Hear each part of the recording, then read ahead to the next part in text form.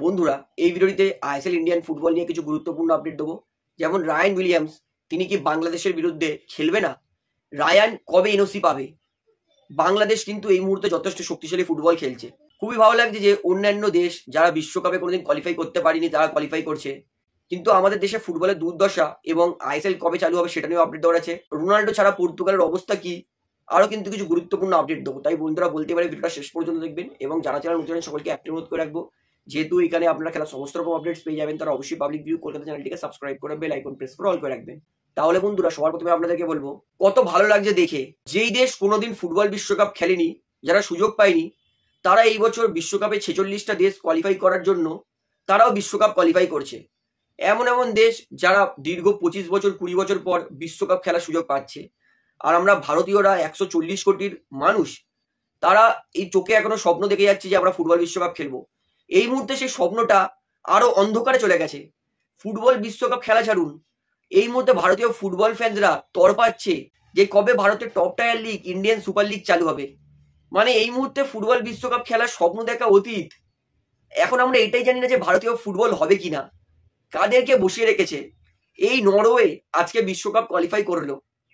কেউ বলবে যে আমাদের ইন্ডিয়ার একটা আন্ডার 14 টিম, তারা গিয়ে নরওয়ের সমস্ত ক্লাবকে 20 গোল 18 গোল 16 গোল 10 গোলে হারিয়ে এসেছে?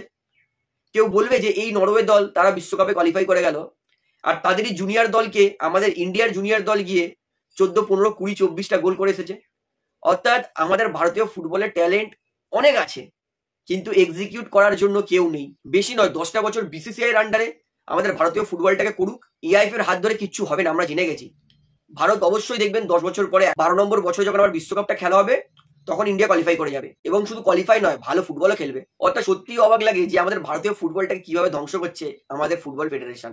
আইএসএল কবে চালু হবে এই বিষয়ে কিন্তু কোনো পাকাপাকি আপডেটই নেই। এইবারে বলি, গতকাল পর্তুগাল টিম তারা 9-1 জিতেছে আর্মেনিয়ার বিরুদ্ধে। এটা একটা বিশাল বড় রেজাল্ট। কিন্তু অনেস্টলি বলছি, রোনাল্ডো নেই বলে এই জয়টাও চারিদিকে দেখতে পাচ্ছি ঠিকই, কিন্তু সেরকম এক্সাইটমেন্ট নেই। রোনাল্ডো থাকলে, রোনাল্ডো গোল করলে যেরকম একটা এক্সাইটমেন্ট থাকে, সেটা কিন্তু এই যে পর্তুগাল 9 গোল করলেও অতটা দেখতে পাচ্ছি না। এইবারে বলি, অনেক লকডাউন কিড বলছে যে পর্তুগাল রোনাল্ডো ছাড়া অনেক বেটার খেলছে।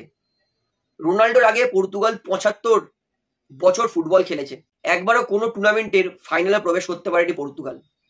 রোনাল্ডোর হাত ধরে পর্তুগাল 21 বছর ফুটবল খেলেছে। রোনাল্ডো আসার পর থেকে 4টে ফাইনাল খেলেছে পর্তুগাল টিম, তার মধ্যেও 3টে মেজর ট্রফিও জিতেছে পর্তুগাল। রোনাল্ডো যদি পর্তুগালে না থাকতো না, পর্তুগাল দলকে কেউ ভালোবাসতো না। পর্তুগাল দল আছে বা পর্তুগাল দলের ফুটবল নিয়ে কারোর অত ইন্টারেস্টও থাকতো না। একা ক্রিস্টিয়ানো রোনাল্ডো দীর্ঘ 15-16 বছর নিজের দমে পর্তুগাল দলকে ওয়ার্ল্ড কাপ খেলিয়েছে। যদি ধরি হ্যাঁ, বিগত 6-7 বছর ধরে পর্তুগাল টিমটা ভালো হয়েছে, কিন্তু তার আগে, তার দীর্ঘ 14 বছর 15 বছর আগে একা একটা মানুষ পর্তুগালকে টেনে গেছে, আর সেটা হচ্ছে ক্রিস্টিয়ানো। হালান্ডের ভাই বিস্ট মুড অ্যাক্টিভ হয়ে গেছে। নরওয়ে তারাও কিন্তু দীর্ঘ 25 বছর পর পৌঁছে গেছে ফুটবল বিশ্বকাপে, যোগ্যতা অর্জন করে নিয়েছে। গতকাল নরওয়ে 4-1 জিতলেও হাল্যান্ড তিনি কিন্তু 2টো গোল করেছেন।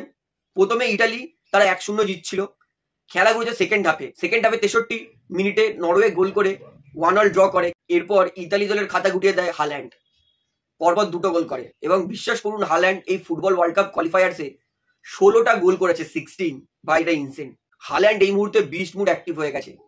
হাল্যান্ড যদি ভালো সারাউন্ড দল পেত, তাহলে কিন্তু অবশ্যই হাল্যান্ডের ন্যাশনাল টিম নরওয়ে আরো ভালো ফুটবল খেলতো।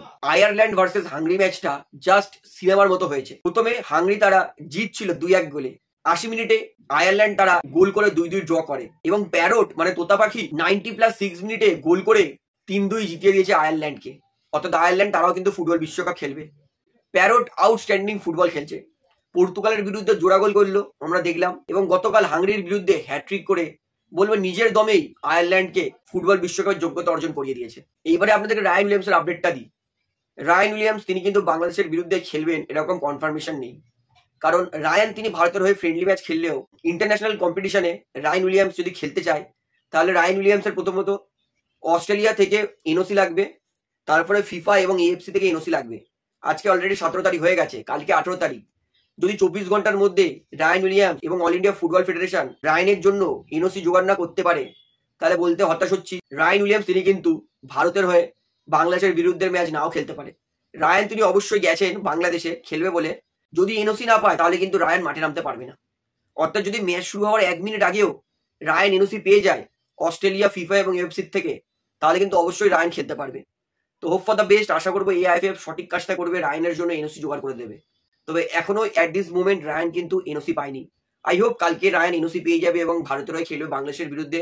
প্রথম ইন্টারন্যাশনাল কম্পিটিশনে রায়ান ভারতকে রিপ্রেজেন্ট করবে। এবং বলে রাখি, এই মুহূর্তে কিন্তু বাংলাদেশ আর আগের বাংলাদেশ নেই।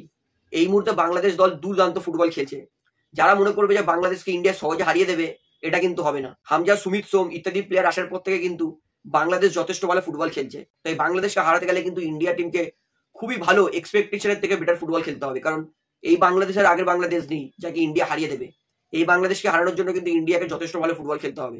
রায়ান উইলিয়ামস আসলে আশা করবো ইন্ডিয়া আরো বেটার পারফরমেন্স করবে, কিন্তু রায়ান ছাড়া বাংলাদেশকে হারানো কিন্তু ইন্ডিয়ার জন্য প্রচন্ড ডিফিকাল্ট হয়ে যাবে। তো আপনার কি মনে হয়, রায়ান উইলিয়ামস কি এনওসি পেয়ে যাবে? আপনার গাট ফিলিং কি বলছে সেটা আমাকে কমেন্টে জানাবেন।